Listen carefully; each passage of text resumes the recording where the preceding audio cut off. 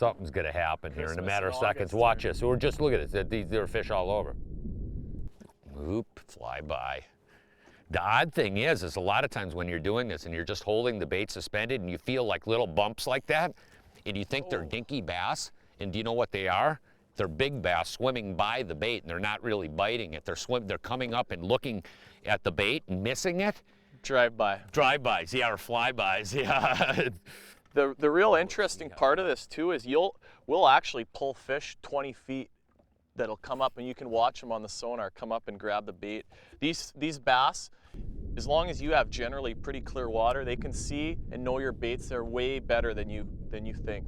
I think one of the biggest things is also is getting the relative height of where the fish are willing to bite the bait. You don't want to, like a lot of times most bass anglers, when they see the fish down on their electronics, what they do is they drop the bait right down to them. What we're doing is we're holding the bait above them a distance and forcing the fish to come up and strike the bait.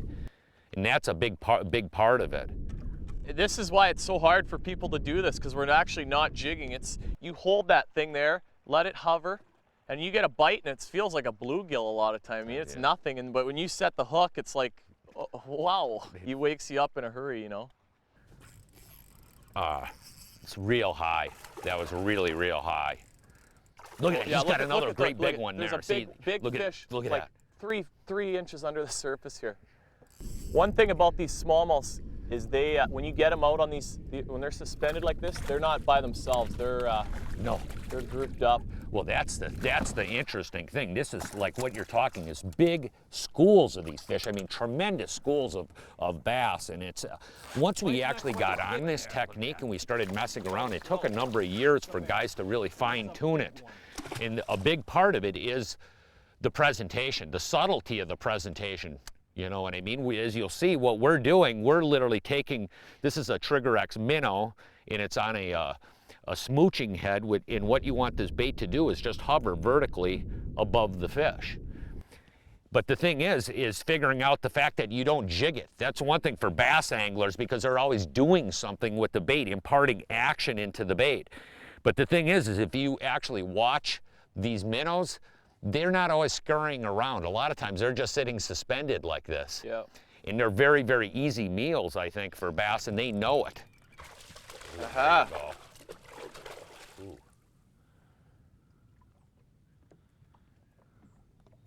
You know, in a lot of these buddy tournaments, this is the first thing we do when we hook one of these fish is the other guy get drops another bait in there, drops his other bait right down there because it gets the other ones hot. Yeah.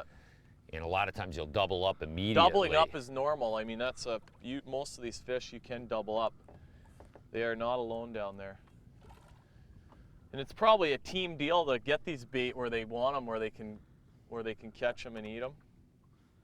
Yeah. Yeah, they're hunting the fish together. Yeah. Or hunting the prey.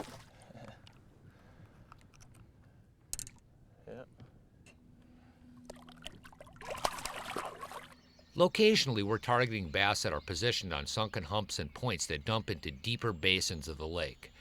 Seasonally, spring through early summer, we target basins that might be 25 to 30 foot deep. Late summer through fall, you may fish basins that are 40 to 60 foot deep. Finding lots of suspended bait is the bottom line. It's important to note that we're not spending a lot of time on any given spot, even if we're seeing a lot of fish on the depth finder.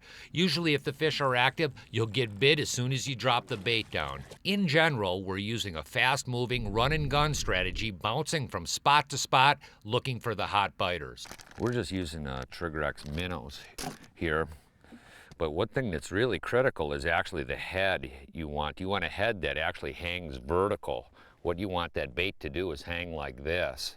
So this is a smooching head, a VMC smooching head, and what we're gonna do, the biggest thing is when you dress the bait on there, you wanna make sure it's straight. And you wouldn't believe, you would think that if it was, it wouldn't make that big of a difference. But it really does. You'll have a lot more drive-bys, but you want to make sure that the bait is dressed on there really straight is really critical. Today we're fishing with 5-inch Trigger X minnows dressed on a VMC smooching head 1/4 ounce. The best color patterns are naturalistic, shiner, smelt, or pearl. Interesting, the boat, even in really clear water, does not spook the fish. Most of the bass we're catching today are biting 5 to 6 foot directly below the boat. One thing that is important is our boat control technique. Generally, we'll use a slow controlled drift over the fish. Slow speed is a critical aspect of this tactic. You know, that's one thing with like these high-end mapping units. We're using the 1197 Hummingbird, but they have these Lake Master chips in the North Country. These are so incredibly accurate. It's really easy to identify those real high percentage spots. Oop, look at that.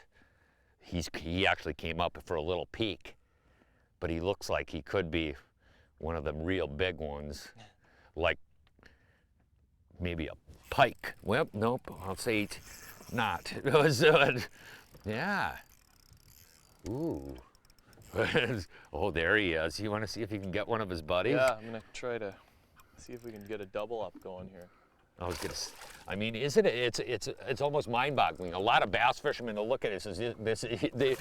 I know for a fact that a lot of bass anglers would look at it and say, "You guys are crazy," and you wouldn't believe how many of these tournaments in recent years up in this area are won doing this. And it's one Big thing time. that's and one thing that's really, to me, why these guys have gotten so good at it, because there's a lot of walleye fishermen, and what these guys are used to doing is fishing the boat positioning directly over the fish and fishing vertical. That's what these guys do a lot for walleyes, and that's why all of a sudden there's a lot of guys up here that are very, very good at this.